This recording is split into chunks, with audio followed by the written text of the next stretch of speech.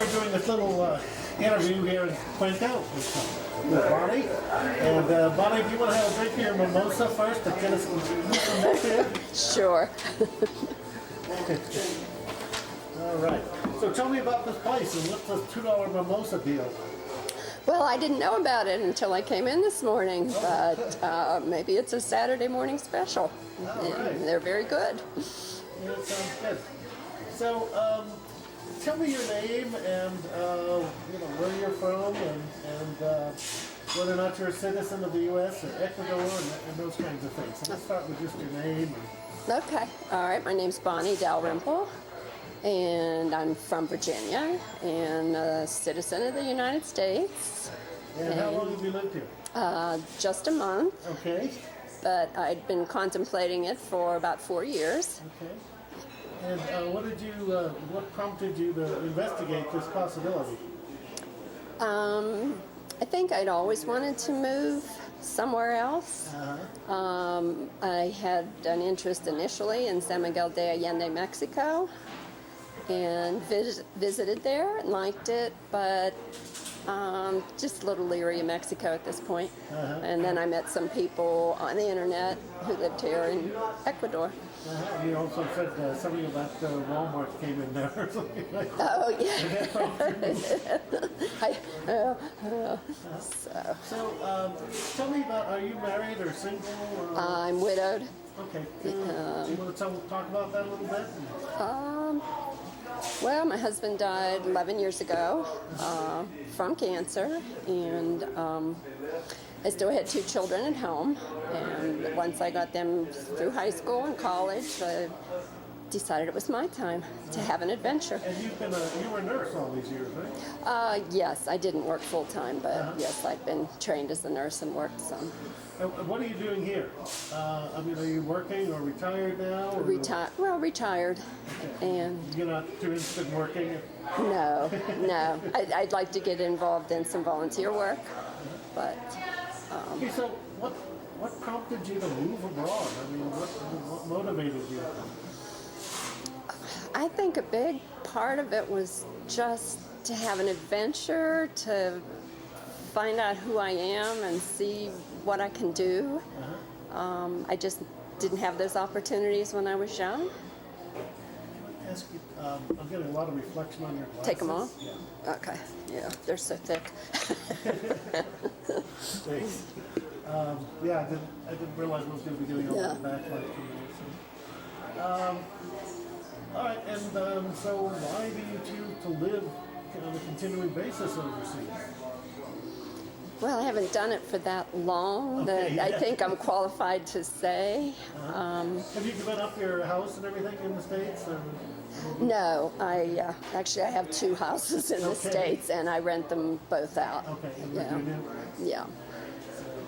Just wasn't a good time to try to sell. Yeah. What do you feel are the challenges that expats coming overseas face?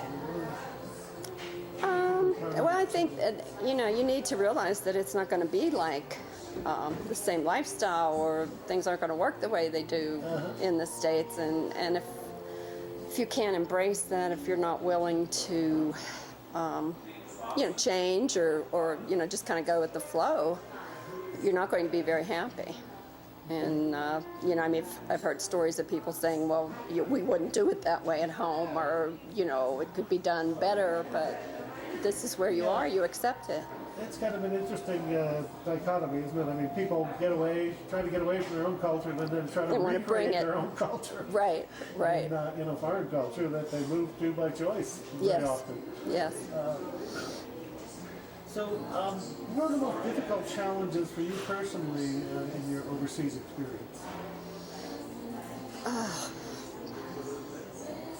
Well, I think getting everything in line to come. That was stressful. I had to do it, all on my own. And once I got here, everything was fine. Okay. You didn't bring furniture? No, I brought 8 suitcases and gave stuff away, sold it, and whatever. Yeah. So, how's the social life here? What happens? I mean, what do you It's do unbelievable. for entertainment? It is.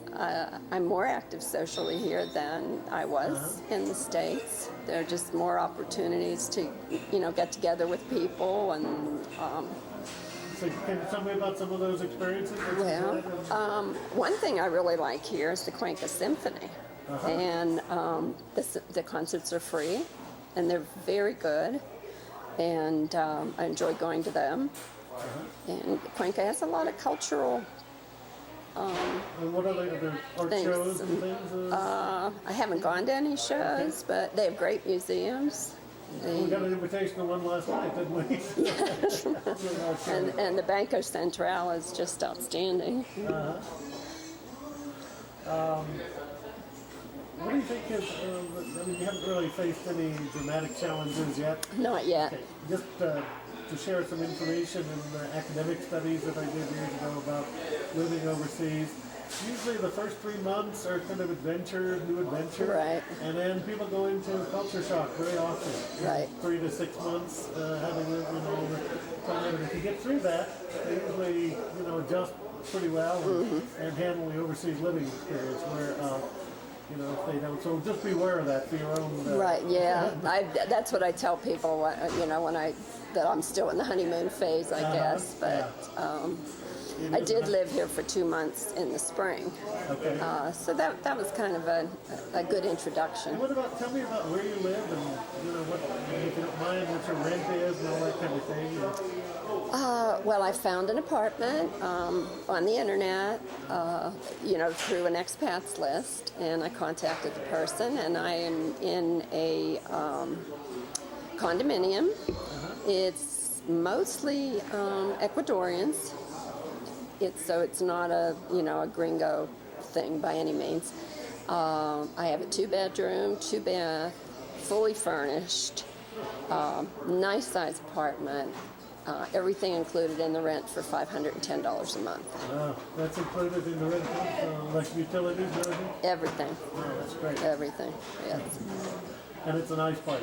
It's very nice, yeah. And it's secure, which, living alone is important. Well, so far, what do you think are the best things about living in another country? I enjoy the food.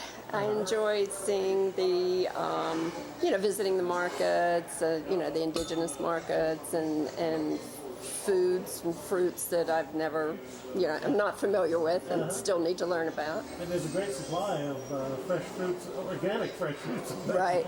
That they don't charge extra for. No. Just the way it is. Yeah.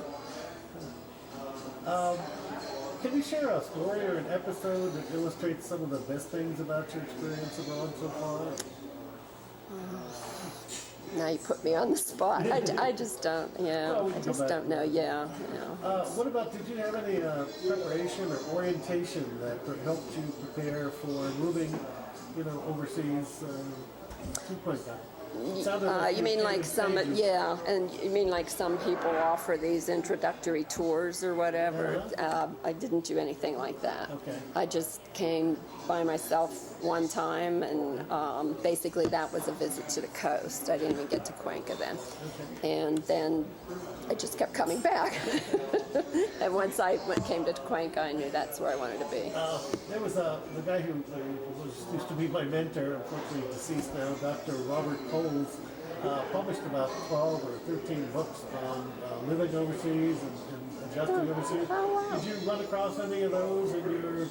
No. Some of those and they're usually pretty thin, about 100 pages, but some of those are really good about preparing living overseas in another culture. So. Right.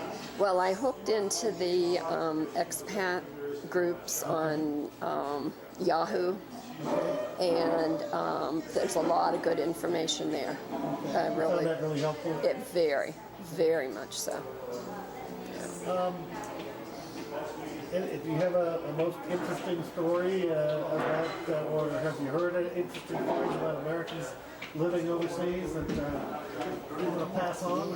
No, I'm sorry, I really don't. Yeah, X-rated, yeah. I guess on the internet there are quite a few personal stories by people about their living experiences. Yeah, now, there are a lot of blogs, which, are a wealth of information too. It's good and bad, but everything isn't going to be good. Sure. Well, it's important to know the good and the bad, especially before you come to live in a place like this. Right. What advice would you have for other American expatriates considering moving to Cuenca or any place overseas? Well, the first thing would be to come and stay temporarily, and try to live as you would, if you made the move, to get a feel for it. I mean, there are some people I've met who just packed up and came and had never even been here. I couldn't do that. Okay. And I don't know that it's a good thing. Do you think any stories about success or lack of success by doing that? No, I haven't really talked with anyone about it. And I think you mentioned when we were talking last night you have to be adaptable. You want to elaborate on that a little bit? Well, you just can't be rigid and expect everything to be exactly the way you want it or what you're used to.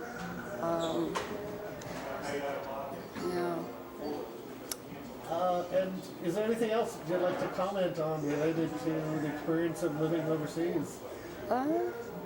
I just think if you have the urge, come and give it a try. Okay. And you're going on from here to other places, right? You intend to travel quite a bit. I do, but this will be my home base. Okay. Yeah. Good. Yeah.